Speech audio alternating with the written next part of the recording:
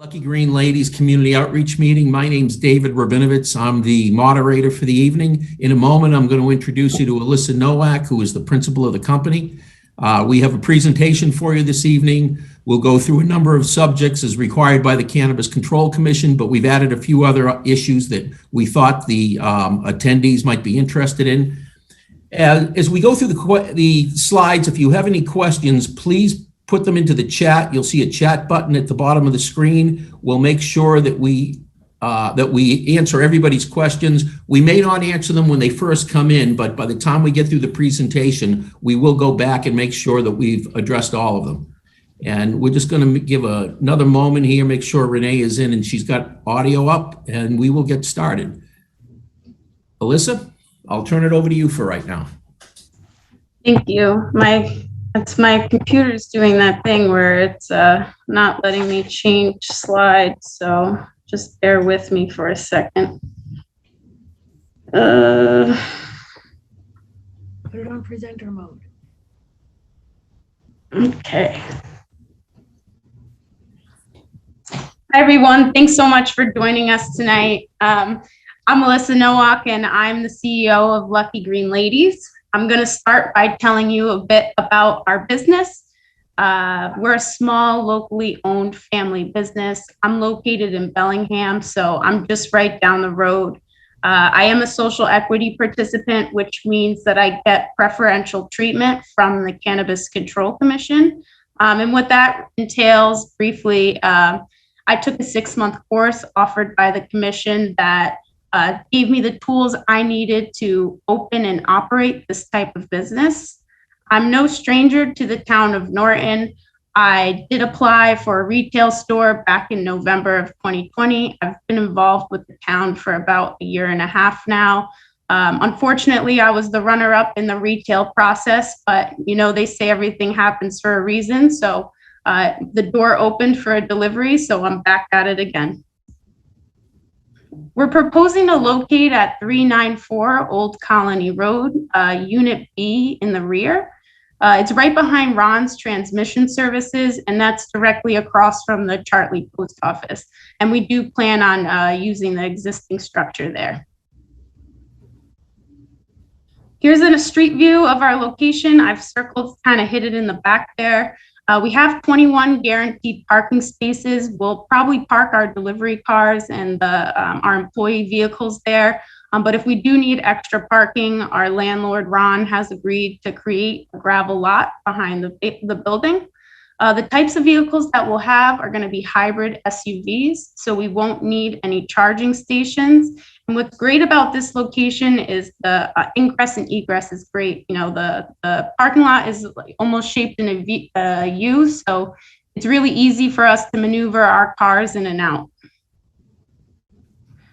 The type of business that we're going for is a delivery operator business, and the delivery operator is pretty similar to a retail store. As you can imagine, the main difference is that there will be no customers on site. But similarly, we will still be able to buy products wholesale from suppliers. We'll be able to store that product at our facility and then deliver that directly to our customers. It is a regulation by the CCC that we can only make deliveries between 8 a.m. and 9 p.m., but we will have employees at the facility between 6:30 and 10 p.m., you know, packaging and preparing. And we plan to be open 7 days a week. We are fully compliant with the town zoning bylaws. We're located in the commercial district and we fall under the marijuana overlay.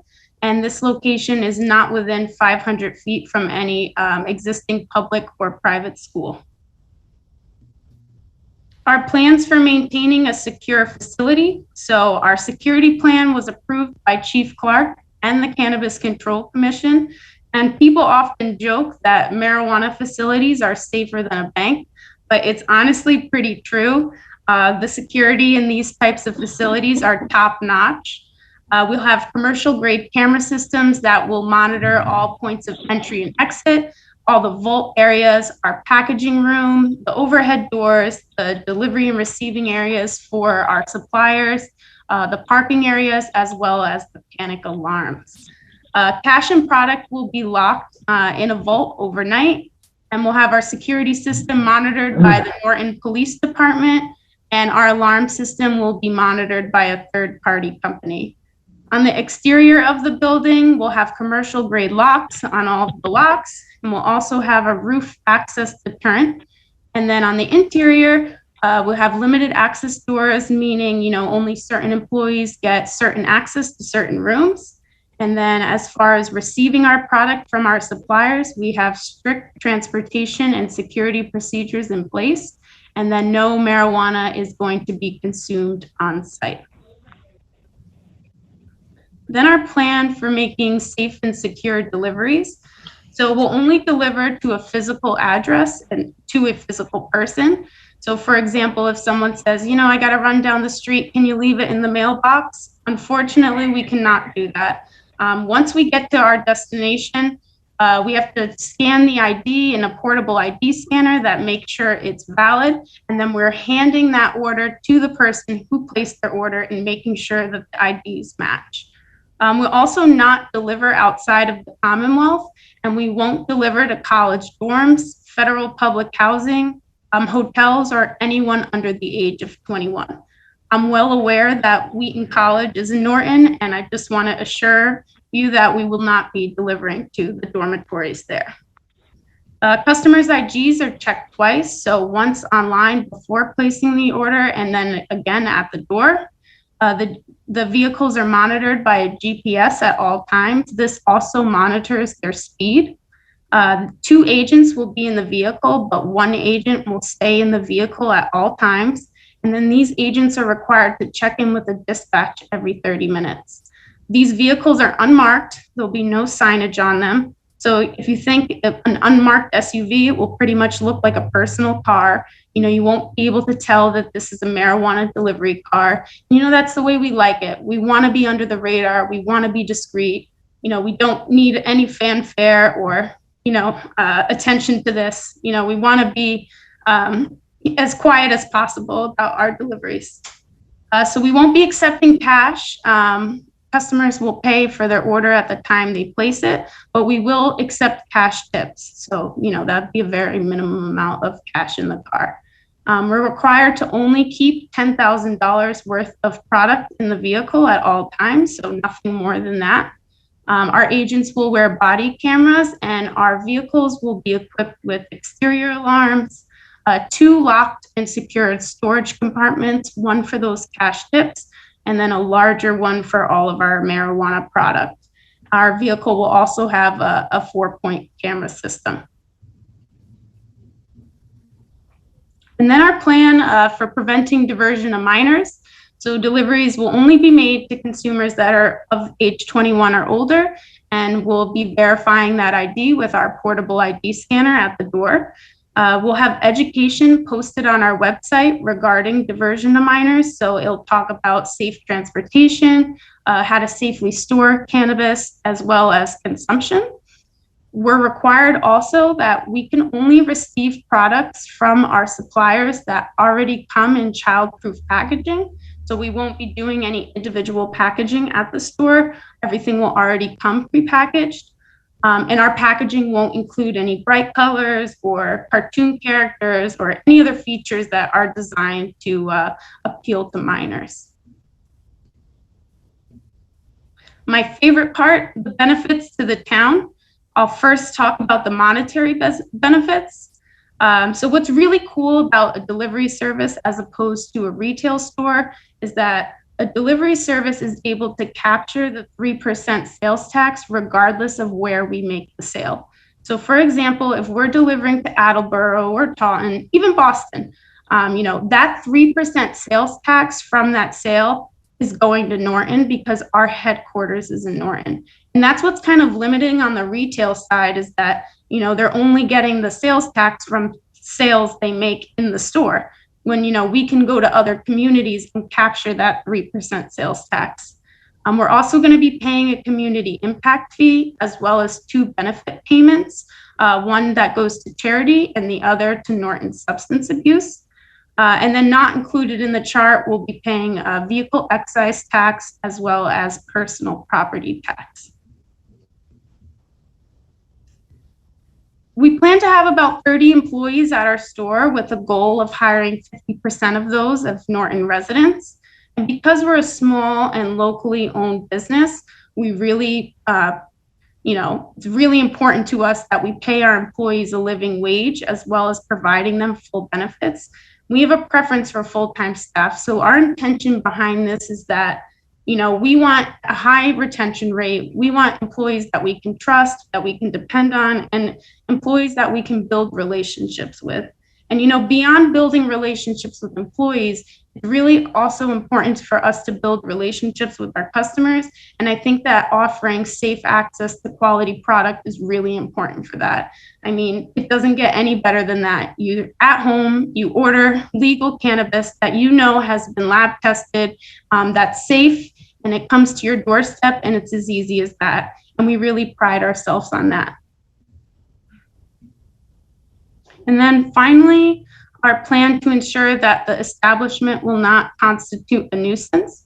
So I mentioned before the requirement about the childproof packaging. So what that means also is that no raw marijuana or marijuana products is going to be exposed to the air. So therefore, there will be no odor at our facility because everything will already be in this odorless packaging. Our vehicle speed is monitored by GPS, and incentives will be given to drivers that abide by the speed limit. Delivery vehicles will leave the facility in 10-minute increments, limiting traffic congestion. And every time I think about this or read this sentence, I think about at the end of the school day when there's all the buses lined up and then they all leave at one time. And I know we have to get our kids home from school, but it does kind of cause a little bit of a traffic congestion, and we don't want that at all. We don't want to cause any type of problems for our neighbors or any of the other residents of the town. So, spreading out the times that we're leaving and coming back definitely will limit the traffic congestion in that area. If you saw from the picture before, we're kind of hidden in the back behind Ron's transmission services building. And that's perfect for us. We don't need road frontage. We don't need huge signs. We don't need huge windows where people can come and, look at the cannabis.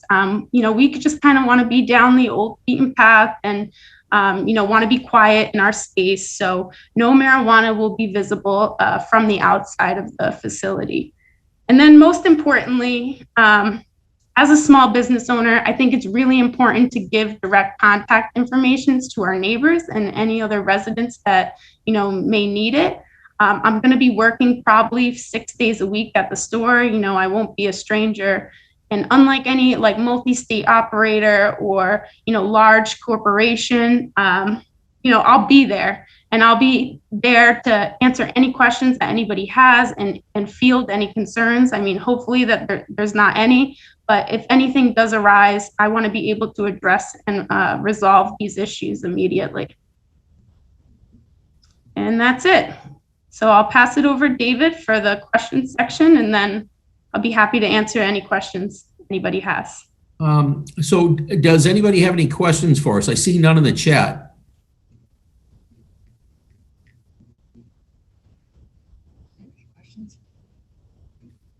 I have kind of a mean question. I don't really want to ask it. We'll give it another moment. And if nobody has any questions, we'll conclude the meeting. An hour to start. You're going to make some money. I don't know. You're going to hire Norton residents at $16 an hour for a full year. Okay. Well, we'd like to thank you for attending this evening. And that includes the community outreach meeting for Lucky Green Ladies. Thank you.